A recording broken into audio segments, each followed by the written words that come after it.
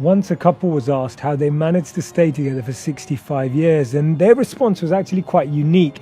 They said that we lived in a time where if something was broken, we would fix it, not throw it away.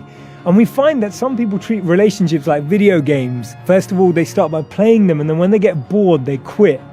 I believe we always give advice that we need to take, and doesn't it always seem that everyone has the best guidance for us?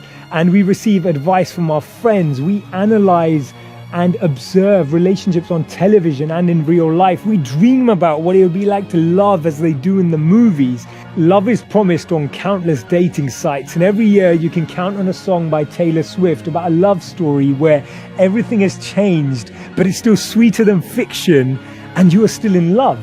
They say when you're happy, you enjoy the music, but when you're sad, you understand the lyrics.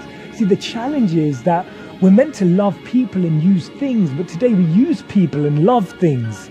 The way we communicate says it all. We spend more time holding our phones than we hold each other. We ask Google more questions than we ask each other.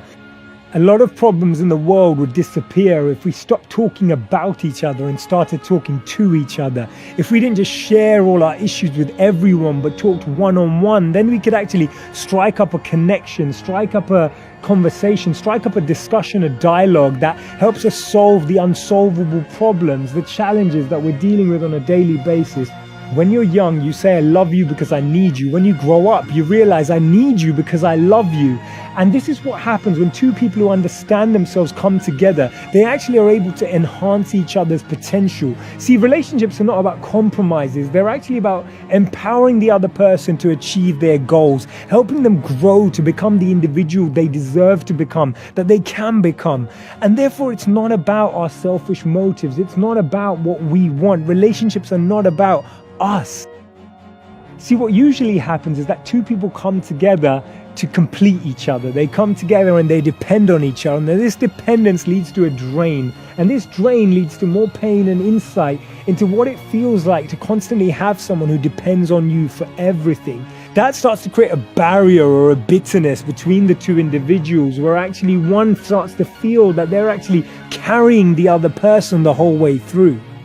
That's why we all need to find someone who makes us want to change our life and not just our relationship status. Finding someone that makes us want to be at our best. Finding someone that makes us question how we act and behave. Someone who makes us think about our widest possibilities. Someone who thinks about our greatest goals and dreams. Someone who inspires you.